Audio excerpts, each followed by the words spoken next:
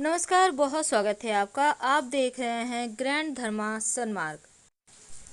गंगा दशहरा ज्येष्ठ माह की शुक्ल पक्ष की 10वीं तिथि को मनाई जाती है और इस बार चूंकि रविवार का दिन है और इस दिन चित्रा नक्षत्र होने से सर्वार्थ सिद्धि योग और पद्म योग का निर्माण भी हो रहा है।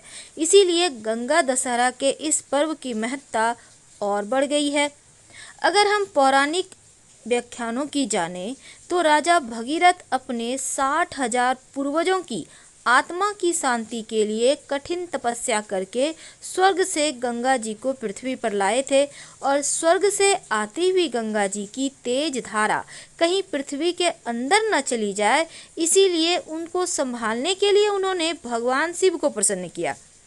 भगवान शिव ने अपनी जटाओं में गंगा जी को संभाला और ज्येष्ठ शुक्ल 10वीं के दिन अपनी जटाओं की एक लट को खोलकर गंगा जी को पृथ्वी पर छोड़ दिया। गंगोत्री से गंगा सागर तक सूखे मैदानों को हरा भरा करती हुई मां गंगा आज भी अपने पावन जल से लाखों करोड़ों लोगों का उद्धार करती हुई उत्तर भारत की जो ओर निरंतर बहती रहती है।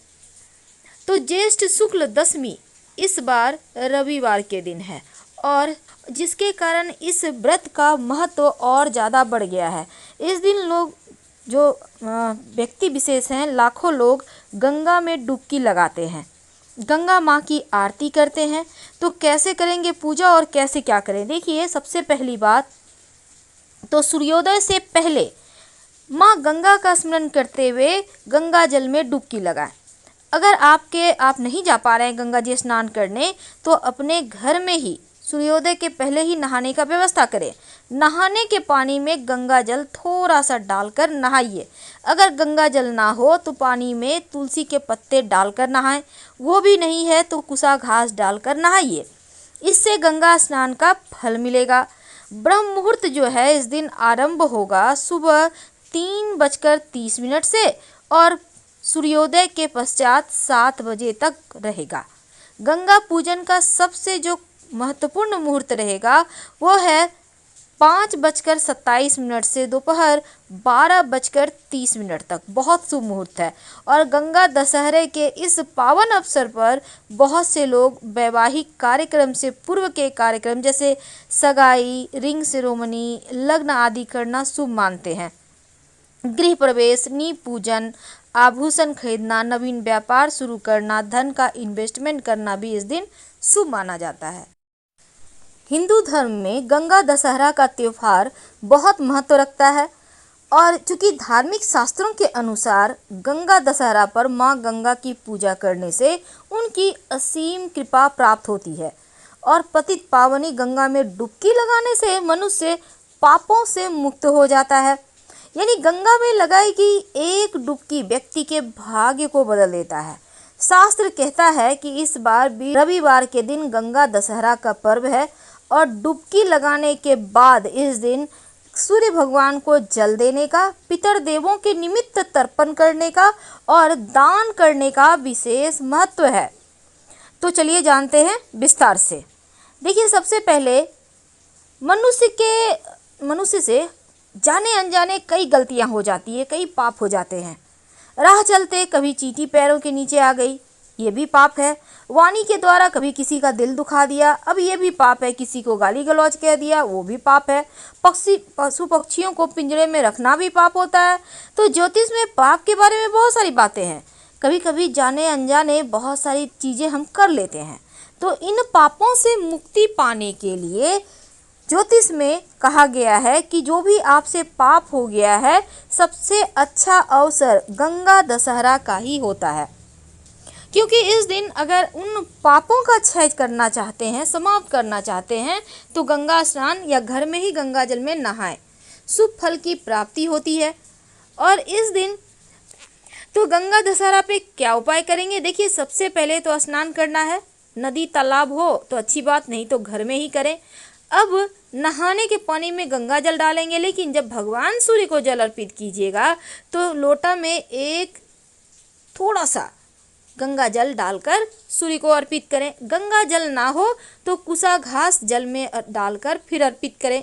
अब घर के पूजा स्थान पर दीपक जलाएं, देवी देवताओं को मूर्ति की गंगा जल से स्नान कराएं, हल्का सा छींटा डालें या फिर कपड़े में लेकर हल्का सा उनको पोंछ दें। इसके बाद नमः शिवाय का अनवरत जप करें, फिर शिवलिंग पर 1 लोटा जल अर्पित कर दें, क्योंकि शिवजी ही गंगा को संभालते हैं अपनी जटा में। अब उनके बाद आरती करें। आरती करने के बाद किसी गरीब या ज़रूरतमंद व्यक्ति को खाने पीने की चीज़ों का दान करें।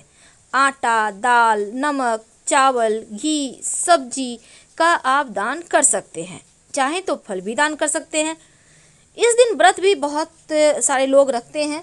आप चाहें तो दान करने के बाद भोजन खा सकते हैं या फिर व्रत भी रख सकते हैं। तो मोक्ष पाने के लिए, मुक्ति पाने के लिए गंगा जल में स्नान करना और गंगा जी घर में गंगा जल डालकर नहाने के पानी में स्नान करना ही काफ़ी होता है। इस दिन विशेष प्रयोग किए जाते हैं गंगा दशहरा के दिन। तो क्या करेंगे अगर नौकरी में सफलता चाहिए? अगर आप नौकरी और बिजनेस में सफलता प्राप्त करना चाहते हैं तो इस दिन एक छोटे सा प्रयोग करें। गंगा दशहरे के दिन मिट्टी के मटके का दान करें, और दान सिर्फ मिट्टी का मटका नहीं बल्कि पानी भरकर दान करना है। और जब पानी भरिएगा तो फुल भरिए और उसमें 2-4 बूंद गंगा जल का डाल दें, और हो सके तो 2-4 दाने चीनी के डाल दीजिए, और फिर मटके में ढक्कन लगाकर किसी को भी दान कर दें। और कोई ना मिले तो किसी मंदिर में जाकर रखाएं या फिर आप पीपल के नीचे भी रख सकते हैं। ऐसा करने से नौकरी व्यापार में सफलता मिलने लगती है। अब क्या होता है, कई बार लोग कर्जों में बहुत घिर जाते हैं। तो गंगा दशहरा के दिन आप कर्ज से मुक्ति पाने के लिए एक छोटा सा काम कीजिए। आप अपनी लंबाई के बराबर काला धागा ले लें। अब इसे नारियल में लपेटें, नारियल को पूजा में रखें और शाम के समय इस नारियल को बहते हुए जल में प्रवाहित कर दें। जब घर आइएगा तो पीछे मुड़कर मत देखिएगा। अब अगर बहता हुआ जल ना हो आपके घर के आसपास तो किसी पीपल के नीचे या किसी पास के मंदिर में रख दें, लेकिन यहाँ भी वही करना है, आपको मुड़कर नहीं देखना है। कर्जों से मुक्ति मिल जाएगी। याद रखिए, काला धागा ही नापना है, मोटा पतला मायने नहीं रखता, और ये नारियल पानी वाला होगा। गंगा दशहरा के दिन अनार का पेड़ लगाने से धन की मुश्किलें दूर होती हैं और माँ लक्ष्मी की कृपा भी प्राप्त होती है। लेकिन अनार का पेड़ घर के अंदर मत लगाइए, आप घर के मुख्य दरवाजे के बाहर या उनके आसपास लगा सकते हैं। इससे धन की मुश्किलें भी दूर होती है और स्वास्थ्य की समस्या भी समाप्त होती है। लेकिन एक बात याद रखिएगा, गंगा दशहरा के दिन जब आप घर की सफाई कीजिएगा, स्नान वगैरह कर लें नहावा कर, तब पूरे घर में गंगा जल का छिड़काव जरूर करें और शिवलिंग पर 1 लोटा गंगा जल अर्पित करें। धन आता रहेगा। धन्यवाद।